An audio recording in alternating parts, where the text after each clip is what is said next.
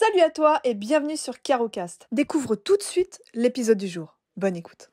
Bonjour à tous nos auditeurs. Aujourd'hui, je suis ravie parce qu'on va parler alimentation avec une personne extraordinaire, Vivi Tofu. Vivi, est-ce que tu peux te présenter?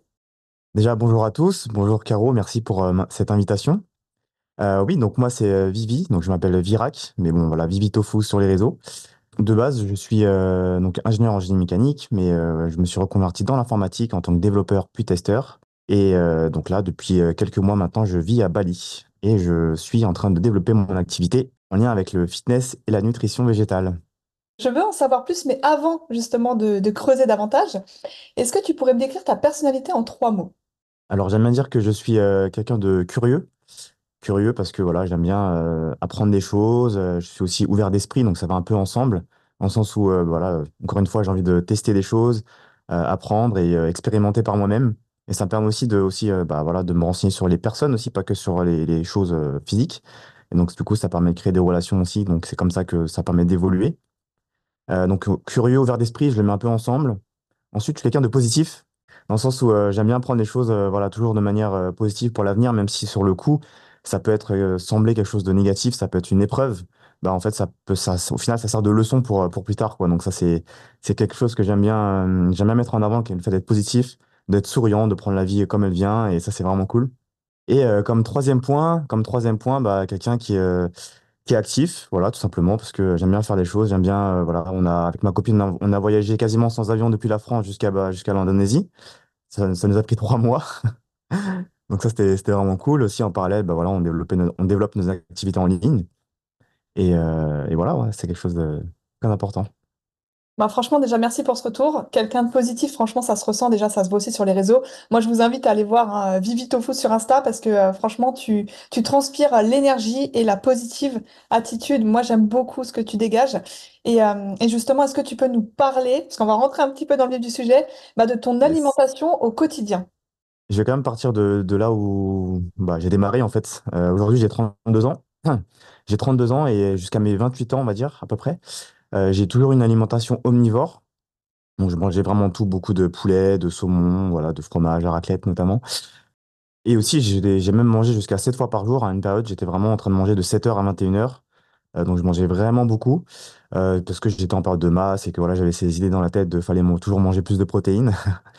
Et là, au final, donc là, sur ces 4 années, j'ai fait une transition vers le végétal. Donc là, j'ai une alimentation à 99% végétale depuis presque 2 ans maintenant. Donc, ça s'est fait du coup progressivement. Et donc là, au quotidien, bah, je commence ma journée en termes d'alimentation à partir de 10 heures, entre 10 heures et midi, on va dire, par souvent un smoothie bowl. Voilà, donc avec plein de fruits, que ce soit mélangés ou même en fruits entiers, quoi, tout simplement, à base de bananes, de dattes, fruits du dragon, fruits des jacquiers. Ensuite, aussi, je mets des baies de goji, des graines de chia, des graines de tournesol et bien sûr flocons d'avoine et du lait végétal, donc lait de soja, lait d'amande notamment.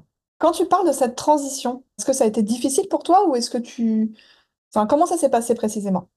En fait, j'étais dans une phase à partir de mes 28 ans où j'étais plus sensible à tout ce qui est environnement et aussi sur ma santé, dans le sens où bah, je savais que l'alimentation végétale, être végane, il y avait les raisons de santé, enfin d'abord dans un premier temps pour les animaux, pour le bien-être animal, bien sûr, pour aussi l'environnement, dans le sens où bah, avoir une alimentation végétale, ça permet de moins émettre de CO2 au final. Et le déclic, c'est quand j'ai regardé le documentaire sur Netflix, The Game Changer, où j'ai vu les effets positifs. Ah, et ça, c'est vraiment un sacré Incroyable. documentaire. Ouais, ouais, ouais. Donc, j'ai regardé avec ma copine, et puis là, on était en mode, mais c'est bon, là, faut que j'agisse pour ma santé, parce que du coup, je me suis fixé aussi un objectif de vivre plus de 100 ans.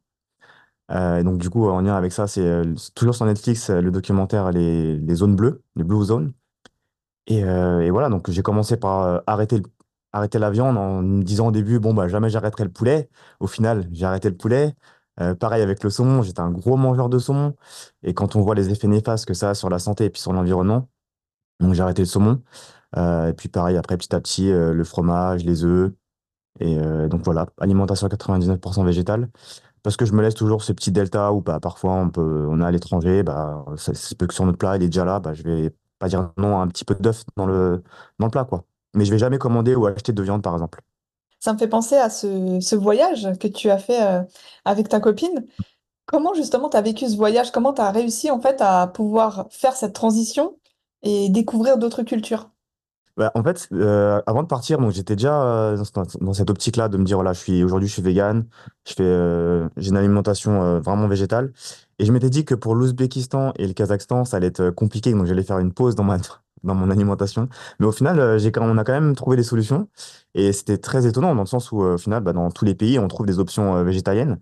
Donc, grosse surprise, même en Turquie, en Géorgie, on a été vraiment très surpris. On a découvert pas mal de choses, même des plats traditionnels qui sont en fait de base végétales en fait.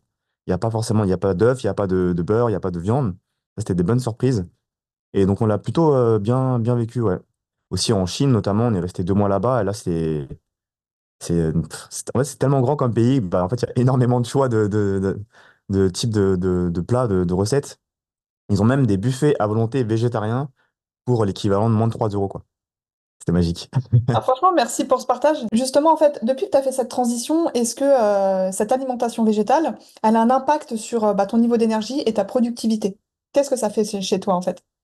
Et ben là où j'ai vraiment vu une différence, c'est le fait de me réveiller en me disant, bah là déjà je me réveille sans alarme, sans réveil. Je mets un réveil au cas où, voilà, pour pas me réveiller trop tard, on va dire. Mais voilà, le fait de me dire, bah, j'ai mangé assez tôt aussi, bah, le matin je me réveille souvent entre une demi-heure à 5 minutes avant le réveil. Et donc là, c'est la journée, elle commence déjà très très bien. Et bah, du coup, sur la journée, j'ai énormément d'énergie.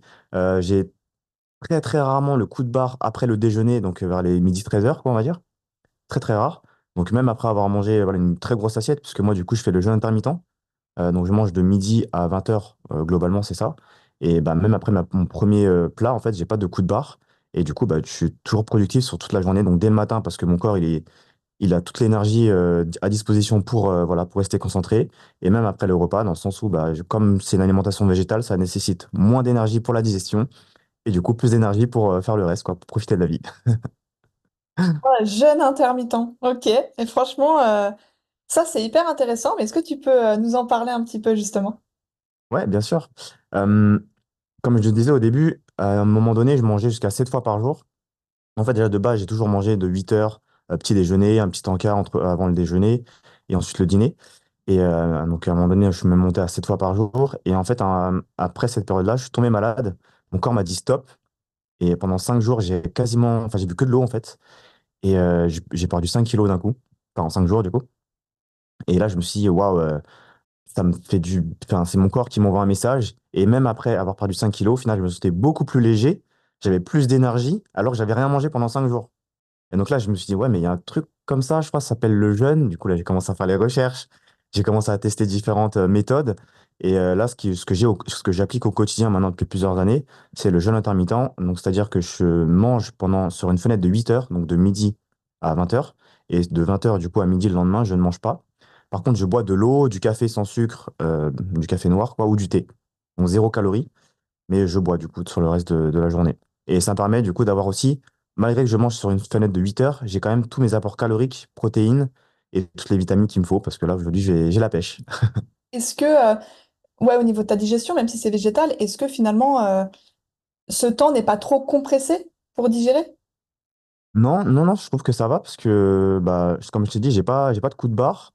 Et en fait, le corps, il s'adapte. Dans le sens où, bah, quand tu ne manges pas pendant 16 heures, en fait, il va puiser un peu dans les graisses. Et il va aussi, les bonnes cellules, entre guillemets, vont détruire les mauvaises cellules. En fait, elles vont s'alimenter à partir des mauvaises cellules. Du coup, ça permet une meilleure régénération des bonnes cellules dans le corps.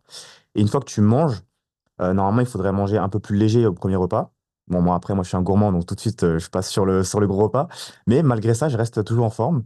Et voilà, je pense qu'au bout d'un moment, le corps s'habitue, dans le sens où, aussi, la première fois, quand je me suis mis au jeûne, j'ai pas fait tout de suite le 8-16, on appelle ça le 8-16. J'ai d'abord jeûné sur une période de, je crois, 12 heures. Ensuite, j'ai augmenté à 13 heures, 14 heures, 15 heures, et jusqu'à 16 heures. Maintenant, c'est mon habitude, quoi. Et il faut être toujours aussi à l'écoute de son corps, parce qu'il se peut que parfois, bah, je fais plus de sport, ou alors j'ai moins dormi. Et du coup, bah, j'ai faim plus tôt, donc là, je commence à manger un petit peu, quelques fruits, et ensuite, ça relance la machine, quoi. Je pense à tous nos auditeurs qui écoutent et voilà, je me dis que s'ils ont besoin justement d'être accompagnés, bah, qu'ils viennent te voir à ce niveau-là parce que tu es quand même quelqu'un qui a une très belle énergie, tu es quelqu'un Yes. qui a beaucoup de connaissances justement sur tous ces domaines-là. Et pour moi, il faut être accompagné, ou tout du moins bien se documenter. Et moi, pour moi, tu es une personne qui a toutes ces qualités. Donc, à tous nos auditeurs qui ont envie justement de faire cette belle transition et de continuer le sport, bah, qu'ils viennent te voir, qu'ils viennent voir Vivi Tofu sur Insta. Bien évidemment, je mettrai ton lien dans la description bah, pour qu'ils Merci. puissent venir te contacter directement. Et justement, petite question, est-ce que tu manges plus à l'extérieur ou est-ce que tu es du genre à cuisiner toi-même tes plats? Yes, très bonne question, très bonne question. Avant du coup qu'on parte de la France, donc on est parti en juin 2023. À l'époque, en France, on cuisinait beaucoup. Nous, on est d'origine asiatique avec ma copine. Donc on aime bien cuisiner, que ce soit des plats sautés au wok ou des plats en soupe dans une bonne casserole. On met pas mal de légumes, pas mal de tofu. Nous, on adore le tofu, le tempeh. En France, c'était beaucoup le tofu du coup. Et donc on cuisinait pas mal à l'époque. Mais maintenant qu'on est à Bali, c'est très très rare qu'on cuisine. On mange très souvent au restaurant. Ici, on trouve des smoothie bowls très facilement. On trouve des plats typiques indonésiens, donc beaucoup à base de tempeh. Donc le tempeh, pour tes auditeurs, c'est à base de graines de soja fermentées qu'on laisse fermenter quelques jours. Et donc, ça a des très bons bénéfices. Donc, tous les acides aminés essentiels pour le corps. C'est très protéiné. C'est aussi protéiné que le poulet, par exemple. Et c'est moins calorique que le poulet. Et donc, avec ça, les plats indonésiens, donc il y a pas mal de légumes aussi. Et aussi, ici, on trouve aussi donc, des restaurants western, on va dire. Avec, par exemple, là, ce soir, on va à un resto, on va se régaler avec des burgers vegan, Oh là là, ça donne envie, par hein. exemple. Ouais. Ouais, franchement, c'est top. Donc déjà, toi, de base, tu cuisines. Oui, Donc ça, et d'ailleurs, ça me manque. Je t'avoue que ça me manque. c'est vrai, ça te manque? Ouais, ouais, ça me manque. Donc pour nos auditeurs, bah écoutez, renseignez-vous et lancez-vous peut-être à la cuisine pour commencer à découvrir des plats incroyables. Merci beaucoup pour ce partage du tempeh. Et moi, j'ai une question justement par rapport à tout ce que tu as vécu avec ton entourage. Oui, alors ça c'est une épreuve. Ça c'est vraiment un truc que je mets en avant aussi. C'est vraiment sur l'état d'esprit qu'il faut avoir, dans le sens où moi c'est parti vraiment de mon objectif de vivre en pleine santé et très longtemps, donc plus de 100 ans. Et donc à la base je le fais pour moi, donc voilà, c'est quelque chose qui est très important. Et souvent les personnes qui nous entourent nous projettent leur peur. Donc moi j'ai la chance d'avoir une copine qui est de base proche d'être végétarienne. Mais par contre, ma famille, mes amis, mes collègues, j'en connais très très peu qui sont végétariens et encore moins véganes. Et donc, c'est vrai que c'était pas simple au début, mais à partir du moment où on communique, on explique tranquillement les raisons de notre transition. Tout est rationnel. On a nos valeurs qui sont vraiment alignées avec ce qu'on fait aussi. Enfin, ce qu'on fait est aligné avec nos valeurs plutôt. Et donc là, après, les gens comprennent si vraiment ils sont proches avec vous. Donc, c'était pas facile, notamment aussi avec les amis, surtout quand on fait des repas à l'extérieur. Faut toujours regarder un petit peu en avance, faut anticiper, voilà, si est-ce qu'il y a des options végétales et si c'est possible, pas que de la salade, hein. Mais bon, voilà, moi j'ai un exemple, par exemple, ouais, quand on a été un pré-enterrement de vie de garçon avec mes meilleurs potes, pour le dîner, ils vous ont voulu aller au McDo. Au McDo, il n'y a pas de burger végé, enfin, en tout cas à l'époque. Et j'ai quand même voulu aller au fast-food, mais je me suis dit, bon, bah les gars, je vais aller au Burger King, parce que là-bas, je sais qu'ils ont un burger végé, donc j'ai fait un petit détour par le Burger King, j'ai eu mon option végé, et puis j'ai quand même pu dîner avec eux, donc ça, c'était quand même cool. Donc voilà, c'est une question de voilà, toujours se renseigner un peu en avance, anticiper, et après, normalement, ça le fait, quoi, sur le long terme. Mais bon, c'est quelque chose qui se travaille pour se dire, voilà, qu'on agit pour être aligné avec nos valeurs. Ouais, franchement, c'est vrai que l'entourage, c'est quelque chose d'important. Le côté social, je pense que ça fait peur à beaucoup de gens, hein, de se dire comment je vais gérer en fait et comment je vais annoncer ça autour de moi. Donc, ouais, c'est bien de pouvoir l'exprimer comme ça en disant qu'il faut être ouvert et pouvoir communiquer aussi vraiment bien avec son entourage, chose qui n'est pas toujours bien accueillie, mais qui se fait finalement et puis qui peut peut-être Oui, donner des envies, pourquoi pas. exactement. Exactement. Ouais, donc comme tu disais, ouais, faut rester ouvert d'esprit pour aussi, pourquoi pas, partager la vibes à son entourage. Ouais, tout à fait. Ah, complètement. Et est-ce que tu as un aliment, que ce soit au niveau végétal, on va peut-être commencer sur le végétal et après peut-être animal, auquel tu ne peux absolument pas résister? Ouais, là, en ce moment, c'est le tempeh. Même si je m'appelle Vivi Tofu sur les réseaux, le fait d'être en Indonésie, c'est vraiment le tempeh, dans le sens où, ici, le cuisine de nombreuses façons. Donc, le tempeh, en plus, c'est originaire de l'Indonésie. Donc, c'est normal qu'ici, on ait beaucoup. Donc, on peut le trouver sous forme de gros blocs. Donc, au shop ou au magasin. Et ensuite, il le cuisine soit dans une petite sauce un peu salée, soit il le coupe en petits morceaux avec une sauce un peu sucrée. Et aussi, parfois, on trouve mélangé avec du piment, par exemple. Et là, On a différentes façons de le faire. Donc moi, souvent, quand je commande enfin, quand je vais au resto indonésien, je prends différentes formes de tempeh. Et en plus de ça, on a souvent des options avec le tofu. Donc là, c'est vraiment un mix de différentes sources de protéines. C'est vraiment énorme. Et ouais, donc là, en ce moment, c'est vraiment le tempeh. Bonus pour le durian aussi, je sais pas si tu connais. Pas du tout. C'est quoi? Ah, le durian, donc ça s'appelle le Durian. C'est le roi des fruits. C'est un fruit qui est jaune, très sucré, très fort. Il sent extrêmement fort. Il sent tellement fort qu'en fait, il est interdit dans les transports en commun, donc interdit dans les avions, par exemple. Ok. Donc si jamais tu vas en Malaisie, donc il y en a énormément en Malaisie, ou que ce soit en Thaïlande, ou aussi bah, en Indonésie, donc tu pourras goûter. Et il y en a aussi en France, mais c'est 4 fois plus cher, donc ça reste un fruit pas très abordable en Europe. Ok, bah par curiosité, j'irai goûter. Ouais. Ok, merci pour le partage, c'est cool. Parce que là, on a parlé du végétal, mais du coup, Oui. sur les protéines animales, est-ce qu'on a un aliment, je pense que tu en as parlé en début d'interview, mais je vais te laisser la main là-dessus, est-ce qu'il y a un aliment auquel tu ne peux pas résister? Bien sûr. Alors, c'est un aliment plus pour le côté convivial, le côté souvenir. C'est le fromage à raclette, dans le sens où bah, voilà, ça reste un produit issu de l'animal, mais comme bah, pendant 28 ans, j'ai mangé du fromage à raclette, donc ça rappelle beaucoup de souvenirs. Il y a le côté, bah, voilà, on est avec les amis ou la famille, on a chacun nos petits plats ensemble. Donc ça, c'est vraiment le côté qui me manque. Ensuite, là, aujourd'hui, ça va, je suis en Indonésie, à Bali, donc niveau raclette, je suis en dehors de ça. Donc si jamais, par contre, je reviens en Europe, ça va être plus compliqué, mais ça se fait dans le sens où à une époque, je mangeais du mois de septembre jusqu'au mois de mars, je mangeais 2 à 3 raclettes par mois, Ok, donc ça fait beaucoup.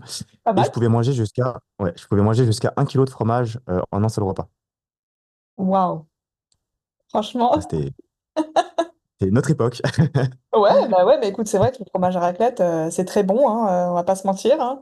Mais Ouais. écoute, franchement, le côté convivial, c'est vrai, je te rejoins complètement là-dessus, parce que ça rejoint en fait exactement ce qu'on disait tout à l'heure sur le côté où quand tu fais une transition, bah, ce côté convivial, faut réussir à le retrouver peut-être avec le côté végétal, et c'est pas simple. Et est-ce que du coup, tu as essayé de faire ton petit fromage végétal? Oui, alors du coup, le premier hiver où je m'étais dit en tant que végétalien, j'ai testé une recette par moi-même que j'avais vue sur Internet. Voilà, je l'ai fait la veille.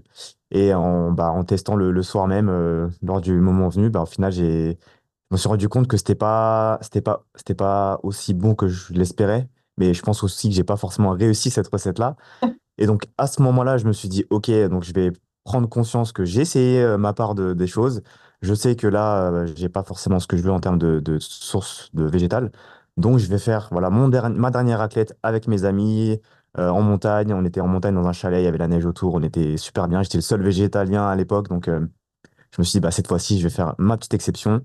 Et que voilà, maintenant, du coup, je m'en rappelle très bien, mais c'était ma dernière fois où j'ai mangé du fromage à raclette. Ouais, ça, bah, écoute, au moins tu t'en souviens. Et pour nos auditeurs, est-ce que justement, toi, tu aurais un conseil à une personne qui n'ose pas franchir le pas? Qu'est-ce que tu dirais à cette personne? Peut-être de se renseigner sur que ce soit des personnes qu'elles connaissent qui sont déjà végétariens ou végétaliens, en discuter avec elles. Ensuite aussi, bah, regarder sur les réseaux, par exemple Instagram, comme tu l'as mentionné, pour voilà, chercher des inspirations, travailler sur, bien réfléchir sur quelles sont les raisons pour lesquelles elle veut transiter. Donc moi, par exemple, j'ai dit, c'est pour ma première valeur qui est la santé, parce que je veux vivre en pleine santé et de longtemps. Mais ça peut être aussi des raisons des raisons éthiques, par exemple pour les animaux, pour le bien-être animal, voilà, pour aussi pour la planète, parce qu'au final, le fait d'avoir une alimentation végétale, ça réduit énormément notre impact environnemental. Et donc, du coup, c'est meilleur pour la planète et pour notre futur, et aussi pour les futures générations. Ça, c'est vraiment, quand on prend conscience de ça, on se dit, ouais, ok, là, faut vraiment agir, quoi. Et une fois qu'on a vraiment posé son pourquoi, ou c'est pourquoi, bah après, c'est voilà, encore une fois, bah, s'entourer des bonnes personnes, ne pas hésiter aussi à poser des questions. Et voilà, c'est une question de recherche d'informations et être positif et curieux. Les maîtres mots. Franchement, c'est cool. Écoute, merci beaucoup, hein, Vivi, pour encore une fois cette belle interview. Moi, j'invite tous les auditeurs à venir te voir, justement, pour se renseigner, parce que tu es une personne, je le redis encore une fois, vraiment agréable, pleine de belle énergie et qui connaît son sujet. Et ça, pour moi, c'est essentiel, parce que les réseaux, c'est bien. Insta, c'est bien, Internet, c'est bien, mais il y a énormément d'informations, on peut rapidement s'y perdre. Et autant s'entourer de personnes, comme tu le dis, qui maîtrisent leur sujet et qui savent de quoi elles parlent. Et pour moi, c'est essentiel. Et aujourd'hui, tu es la personne qui maîtrise son sujet, donc n'hésitez pas à aller voir Vivi Tofu sur Insta. Je remettrai le lien dans la description, je le redis encore une fois. Et je tiens à te remercier pour cette belle énergie, pour ce partage très personnel, très riche que tu viens de nous offrir. Bah écoutez, Merci à en toi, tout cas, Caro. ah bah merci, merci vraiment, franchement, c'était top. Merci à tous nos auditeurs. Je vous invite à aller voir Vivi Tofu et surtout n'hésitez pas à nous retrouver pour le prochain épisode. Belle journée à tous.